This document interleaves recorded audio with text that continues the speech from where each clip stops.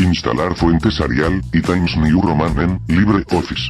LibreOffice no incluye las fuentes Arial y Times New Roman por defecto, porque son fuentes propietarias de Microsoft.